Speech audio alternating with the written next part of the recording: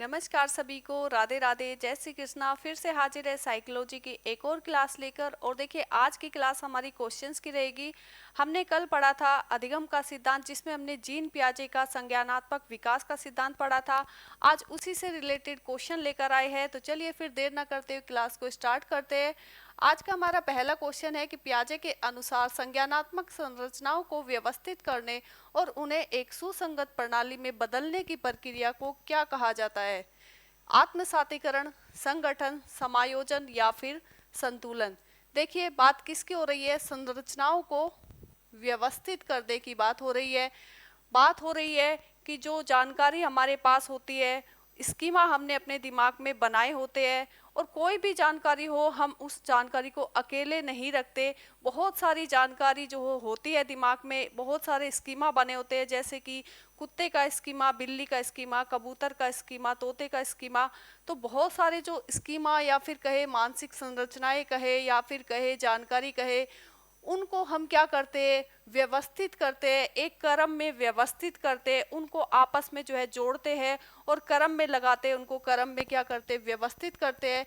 इस प्रणाली को क्या कहते हैं? तो ध्यान रखिएगा, इस प्रणाली को संगठन कहते हैं। हमने बात की थी संगठन क्या है? दिमाग की अलमारी हम इसको कहेंगे।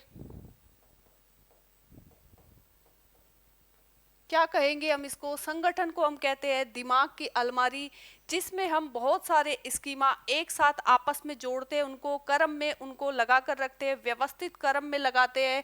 किन को? मानसिक संरचनाओं को, या फिर हमारे पास जो भी जानकारी होती है, जो भी हमने अपने दिमाग में स्कीमा बनाए होते हैं, उनको व्यवस्थित करते हैं। किस में? संगठन में। इसलिए हम इसको क्या कहते हैं? दिमाग की अलमारी कहते हैं। तो यहाँ पर हमारा आंसर रहेगा बी।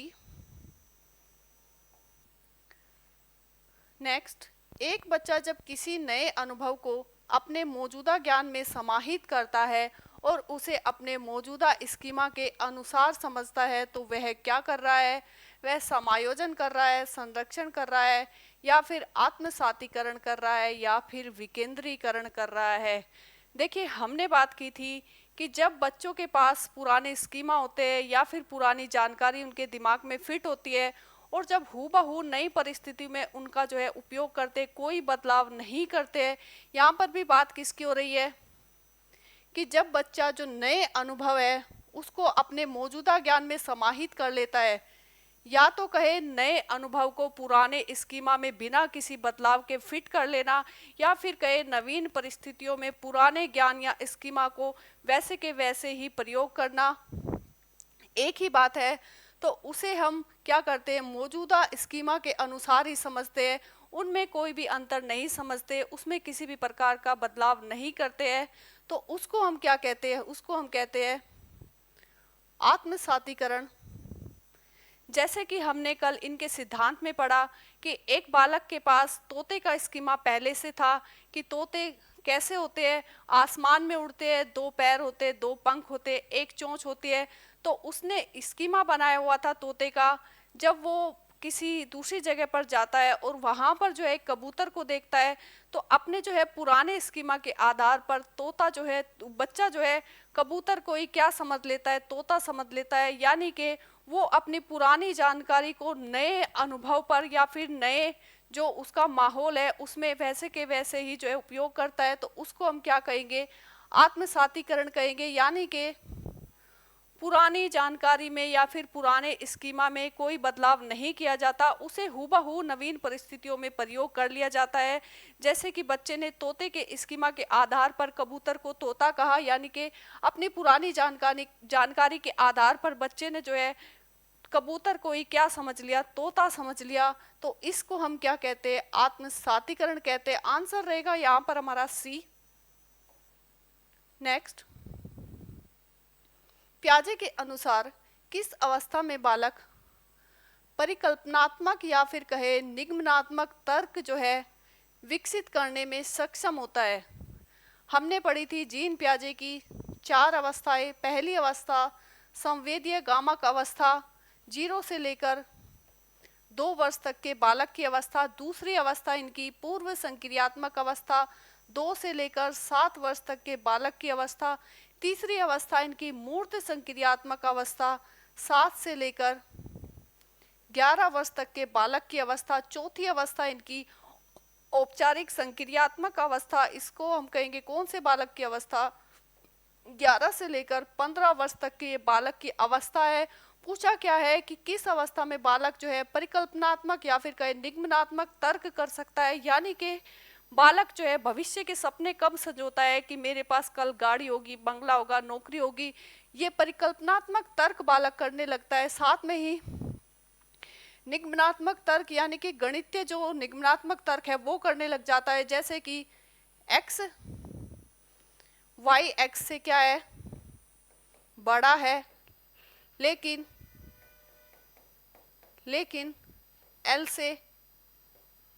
L से छोटा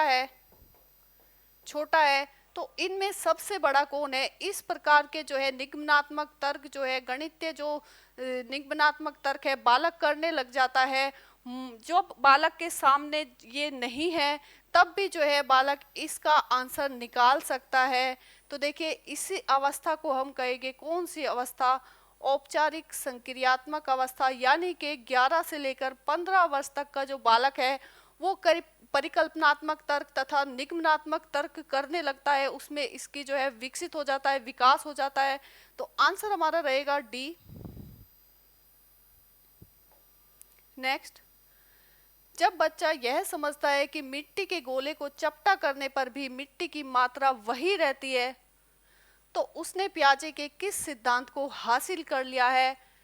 अहम केंद्रवाद, संरक्षण, जीववाद या साध्य मूलक विचार। देखिए जब बालक यह समझ जाता है कि किसी वस्तु का आकार बदलने से या फिर कहे बर्तन बदलने से किसी चीज की या वस्तु की मात्रा नहीं बदलती है, तो उसको हम कहते हैं संरक्षण। हम उसको कहते हैं, जैसे कि बालक के सामने हमने एक मिट्टी का गोला रखा और उसको हमने चपटा कर दिया, तो जो बालक संरक्षण जिसको नहीं आता है, अभी इसमें ये गुण नहीं है, तो वो समझेगा कि जब मिट्टी का गोला गोल था, चपटा होने पर वो ज्यादा हो गया, उसकी मात्रा बढ़ गई। लेकिन जिसमें ये गुण आ जाता है, संरक्षण करने का गुण आ जाता है, उसको ये समझ आता है कि आकार बदलने से या बर्तन बदलने से चीजों की मात्रा नहीं बदलती। इसी को हम क्या कहते हैं, संरक्षण कहते हैं। तो आंसर हमारा रहेगा बी। नेक्स्ट, पियाजे के अनुसार अनुलंघनीयता या फिर कहे अनुउत्क्रमणीयता अवस्था की मुख्य सीमा है। किस अवस्था की, कौन सी अवस्था की ये मुख्य सीमा है। बात करें संवेदीगामक अवस्था इनकी पहली अवस्था, पूर्व संक्रियात्मक अवस्था इनकी दूसरी अवस्था, मूर्त संक्रियात्मक अवस्था इनकी तीसरी अवस्था और औपचारिक संक्रियात्मक अवस्था इनकी चौथी अवस्था। देखिए यहाँ पर बात हो रही है किसकी, पूर्व संक्रियात्मक अवस्था की, यानी कि 2 से लेकर 7 वर्ष तक का जो बालक है वो क्या कर सकता है, वो कौन सी उसकी सीमा होती है, यानी कि उसमें क्या होता है अनुउत्क्रमणीयता या फिर कहे इसे अनुलंघनीयता कहते हैं। यानी कि चीजों को उलटकर वो नहीं समझ पाता है, किसी भी क्रिया के प्रारंभिक बिंदु पर पलटकर वापस नहीं जा पाता है। जैसे कि हम कहे 4 + 5 = 9। अगर हम बालक को ये प्रक्रिया, ये जो सीधी प्रक्रिया है कि 4 में हमने 5 जोड़े तो कितने हो गए, 9 हो गए, ये तो उसको समझ आएगी। लेकिन अब इसके प्रारंभिक बिंदु पर 4 लाने को वापस कहे तो बालक नहीं लौट पाएगा, ये प्रक्रिया उसको समझ नहीं आएगी कि 4 में से 5 माइनस करेंगे तो कितना आ जा, 9 में से 5 माइनस करेंगे तो कितना आ जाएगा, 4 आ जाएगा। यानी कि ये उल्टी प्रक्रिया नहीं समझ पाता है। कौन सा बालक, 2 से लेकर 7 वर्ष तक का बालक, कौन सी अवस्था, पूर्व संक्रियात्मक अवस्था। आंसर हमारा रहेगा यहाँ पर बी। संज्ञानात्मक असंतुलन की स्थिति कब उत्पन्न होती है, जब बच्चा नई जानकारी को आसानी से स्वीकार कर लेता है, जब वर्तमान स्कीमा नई जानकारी को समझने में विफल होती है, जब बच्चा पूरी तरह से वयस्क की तरह सोचने लगता है, जब बालक संवेदी गामक चरण को पार कर लेता है, बात किसकी हो रही है? असंतुलन की। देखिए, जब बालक के पास पुरानी कोई जानकारी है, पुराना कोई स्कीमा है, और वो जब नए माहौल में जाता है, नई चीजें देखता है, तो जो पुराना ज्ञान या पुराना स्कीमा है, वो किससे मेल नहीं खा रहा है, उसकी नए जानकारी से मेल नहीं खा रहा है। यानी कि जब हमने पढ़ा कल सिद्धांत में, जीन प्याजे ने जो सिद्धांत दिया था उसको हमने कल पढ़ा, और उसमें हमने पढ़ा था कि बालक क्या बनाता है? एक तोते का स्कीमा बनाता है, और जब वो नई परिस्थिति में जाता है तो वो कबूतर को ही क्या कह देता है? तोता समझ लेता है, उसको तोता कह देता है। लेकिन उसकी मम्मी उसको समझाती है कि बेटा, ये तोता नहीं है, ये क्या है? कबूतर है। दोनों के अंतर को समझाती है। तब बालक के मन में क्या होता है? भ्रम पैदा होता है। भ्रम की स्थिति उत्पन्न हो जाती है बालक के मन में कि अच्छा, जो चीजें जिनके दो पैर होते हैं, दो पंख होते हैं, जो आसमान में उड़ते हैं, वो सभी तोते नहीं होते। तो यहाँ पर बालक के मन में भ्रम की स्थिति उत्पन्न हो जाती है। इसी को हम क्या कहते हैं? असंतुलन कहते हैं। तो आंसर हमारा रहेगा, जब वर्तमान स्कीमा नई जानकारी को समझने में क्या हो? विफल हो, उसी को हम क्या कहते हैं? असंतुलन की स्थिति कहते हैं, भ्रम की स्थिति कहते हैं। आंसर हमारा रहेगा यहाँ पर बी। नेक्स्ट, एक बच्चा कहता है हवा इसलिए चल रही है ताकि मेरी पतंग को उड़ा सके। यह उदाहरण पियाजे की किस अवधारणा को दर्शाता है? ऑप्शन में है जीववाद, केंद्रीयकरण, अहम केंद्रवाद, या फिर सकर्मक अनुमान। देखिए, एक बालक क्या कह रहा है कि पतंग उड़ा रहा है, और हवा किस लिए चल रही है? ताकि उसकी पतंग उड़ सके। यानी कि वो अपने आप को ही क्या रख रहा है? केंद्र में रखता है। उसको लगता है पूरी दुनिया मेरे ही इर्द गिर्द, मेरे ही इशारों पर काम कर रही है, मेरे ही लिए काम कर रही है। तो वहां पर वो क्या करता है? पूरी जो दुनिया है उसी के अनुसार चलती है, उसी के अनुसार कार्य करती है। इसको हम क्या कहेंगे? अहम केंद्रवाद कहेंगे। कि हवा जो चल रही है केवल और केवल किसकी? उसकी पतंग उड़ाने के लिए चल रही है। उसको लगता है जो कुछ भी हो रहा है वो सब मेरे लिए हो रहा है, तो केंद्र में स्वयं को रखता है। आंसर हमारा रहेगा यहाँ पर सी।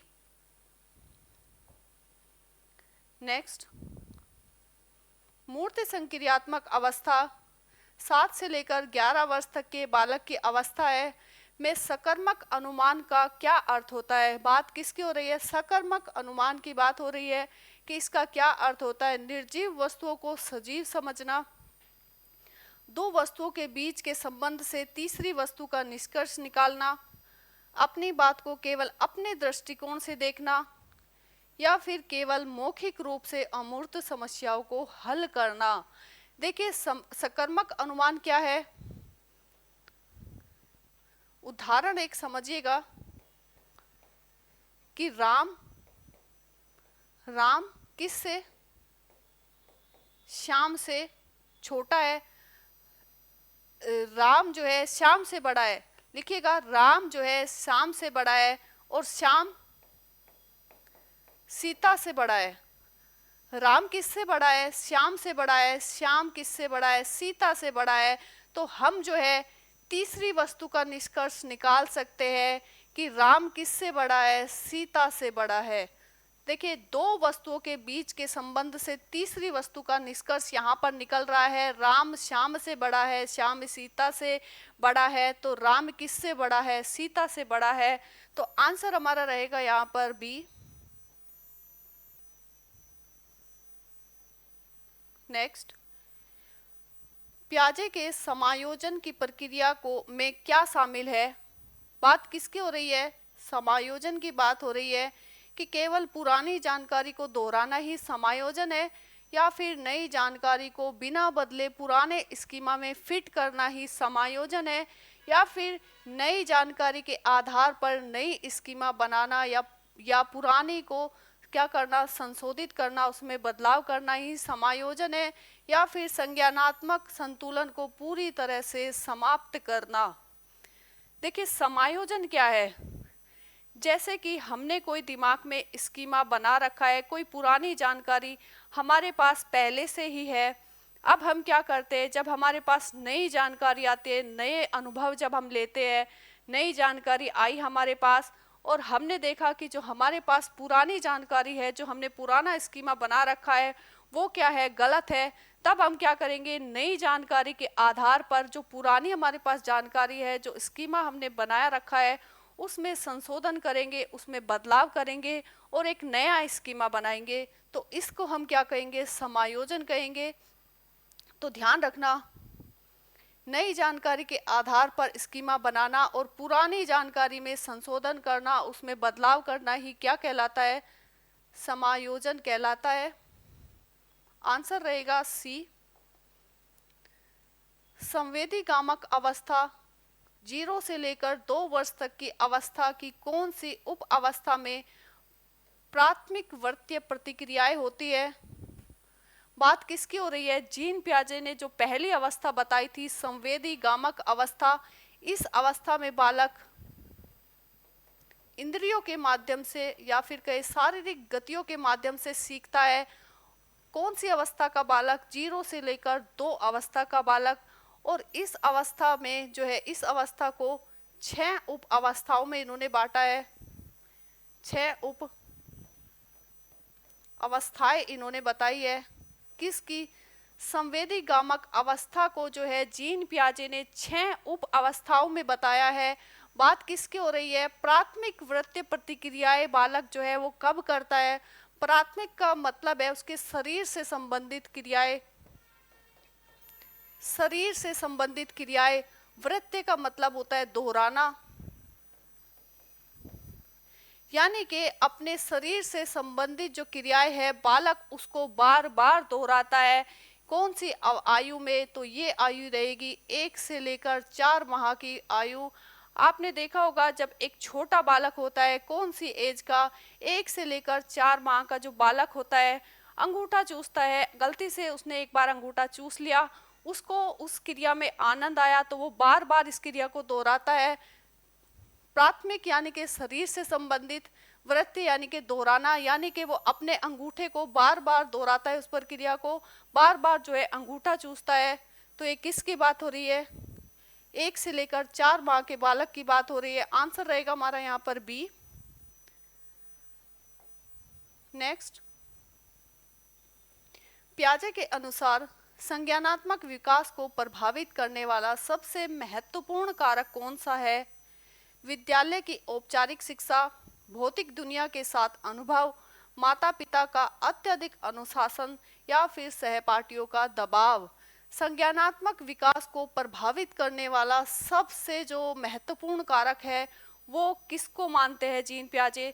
तो देखिए, जीन पियाजे क्या कहते हैं कि बालक स्कीमा के माध्यम से सीखता है और जैसे जैसे बालक परिपक्व होता जाता है, बड़ा होता जाता है, अनुभव लेता जाता है अपने जीवन में, और जो नए अनुभव लेता है, नई जानकारी लेता है, अपने पुराने जो स्कीमा है उनमें जो क्या है बदलाव करता है, संशोधन करते जाता है और नए स्कीमा बनाता जाता है।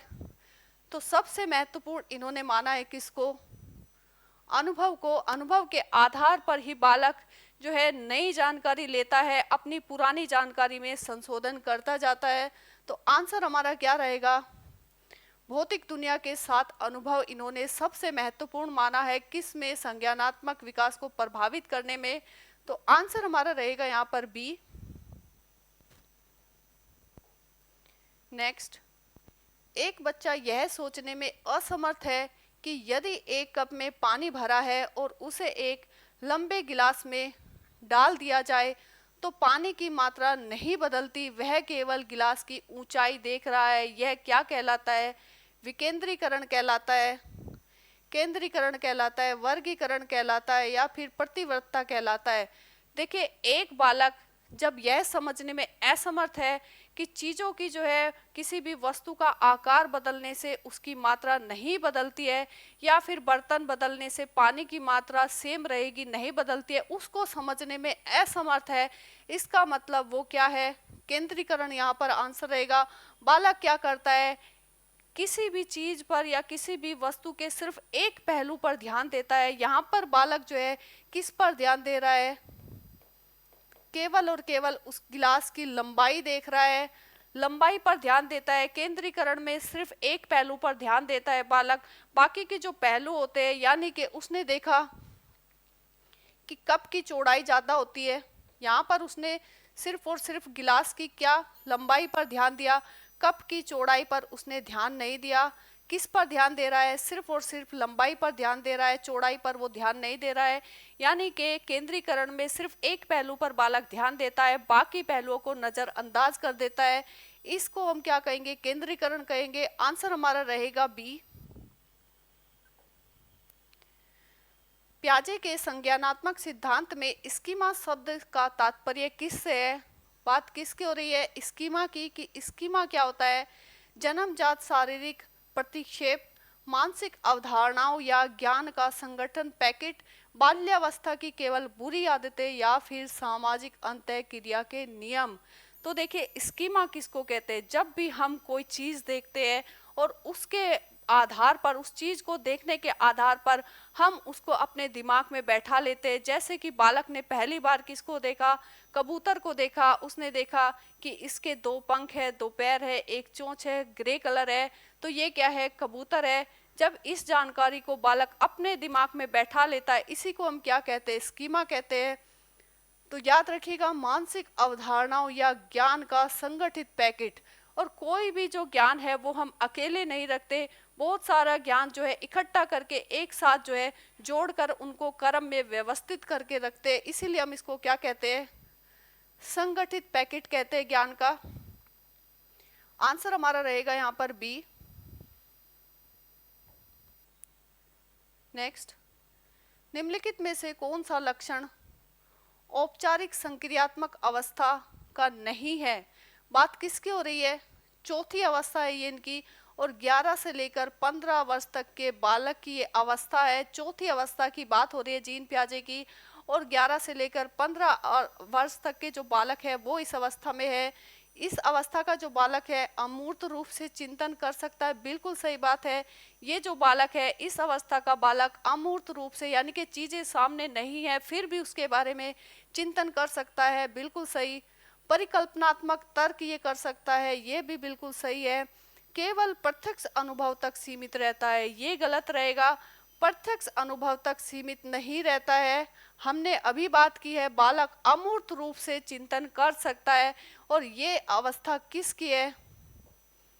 ये विशेषता है मूर्त संक्रियात्मक अवस्था की। मूर्त संक्रियात्मक अवस्था की ये विशेषता है या फिर कहीं सीमा है। ध्यान रखिएगा, बालक प्रत्यक्ष रूप से केवल और केवल प्रत्यक्ष चीजें जो उसके सामने होगी, केवल और केवल उन्हीं के बारे में चिंतन कर सकता है, सोच सकता है, विचार कर सकता है। कोई समस्या सामने है, केवल उसी का समाधान निकाल सकता है जो सामने है। तो ये जो सीमा है किसकी है? मूर्त संक्रियात्मक अवस्था की। 7 से लेकर 11 वर्ष तक के बालक की अवस्था होती है।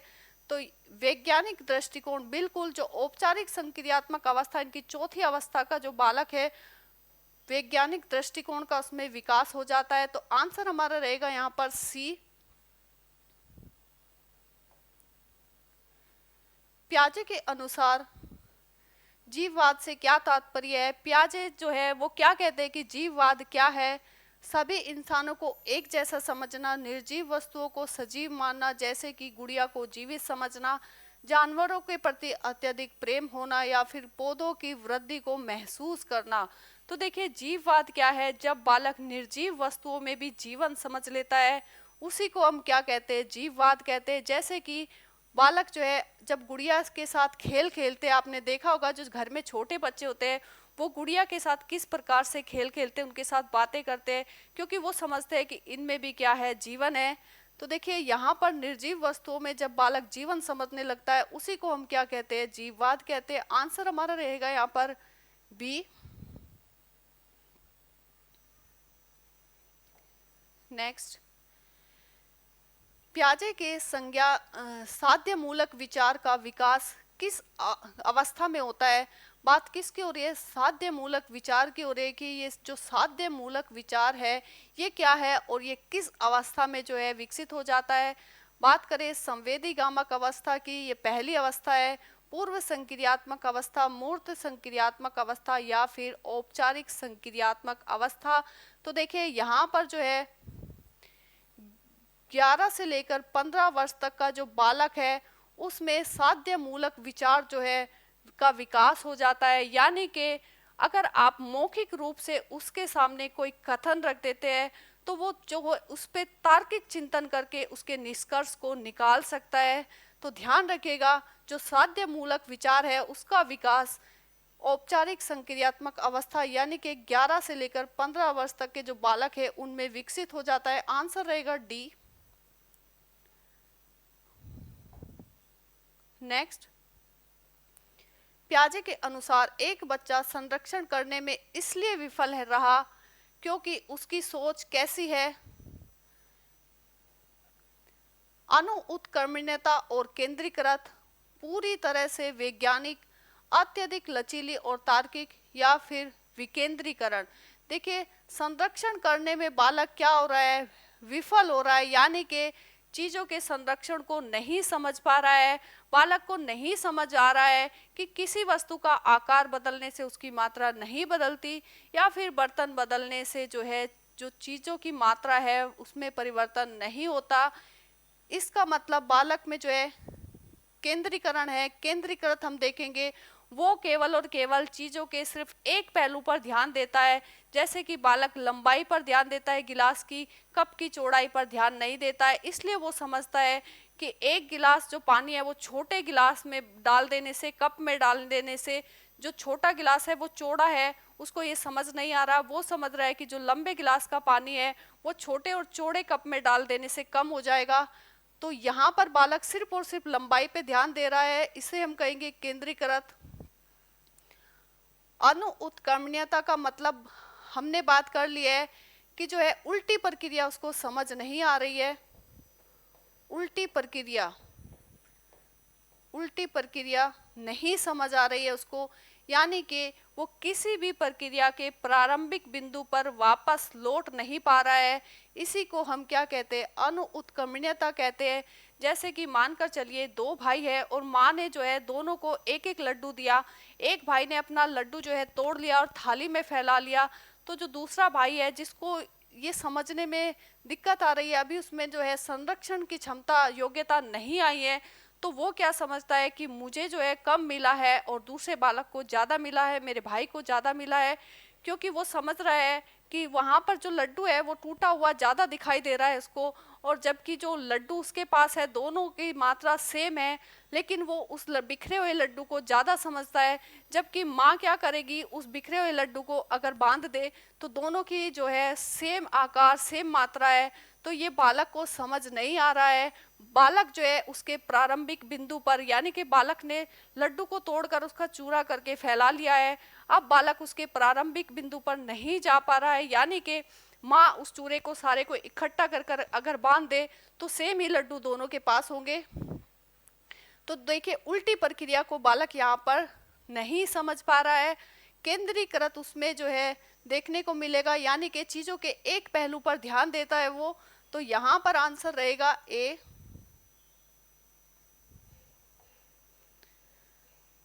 पियाजे के सिद्धांत में साम्यावस्था या संतुलन का मुख्य कार्य क्या है? बालक को शारीरिक रूप से मजबूत बनाना, आत्मसातीकरण और समायोजन के बीच संतुलन बनाना, पुरानी यादों को पूरी तरह से मिटाना, या फिर भाषा का विकास करना। बात हो रही है किसकी? संतुलन की। देखिए, जब बालक आत्मसातीकरण और देखिए समायोजन के बीच क्या कर लेता है? संतुलन स्थापित कर लेता है। इसी को हम क्या कहते हैं? संतुलन कहते हैं।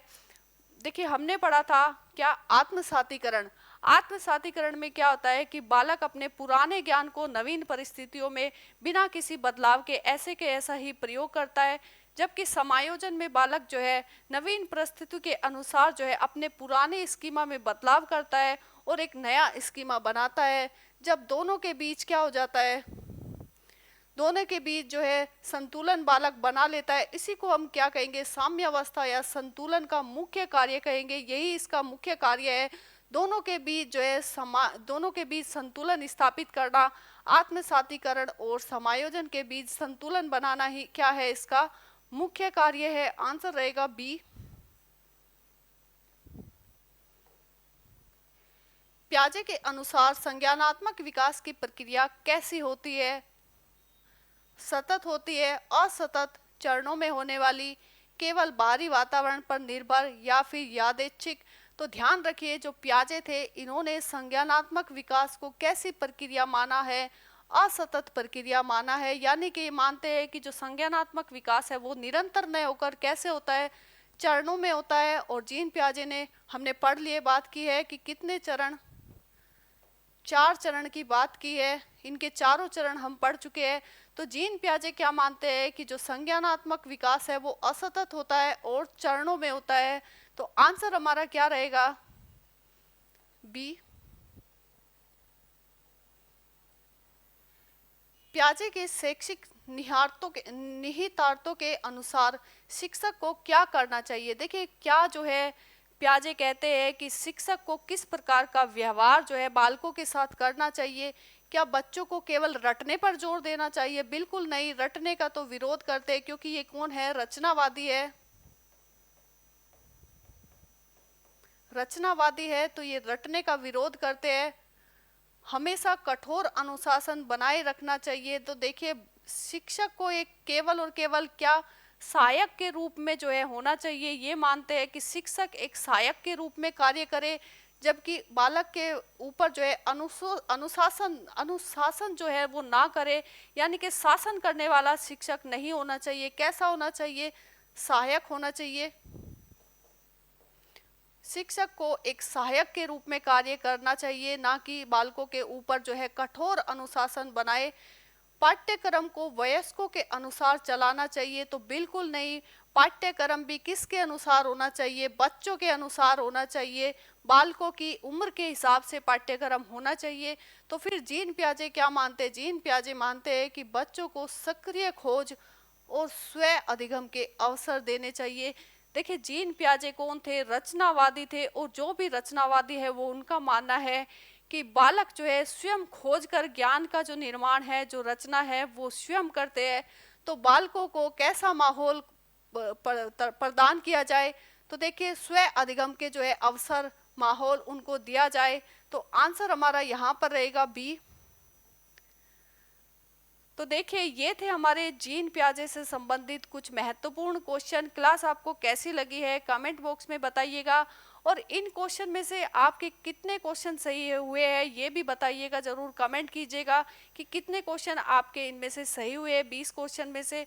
और देखिए कल फिर से मिलेंगे एक नए टॉपिक के साथ, तब तक के लिए आप सभी का बहुत बहुत धन्यवाद।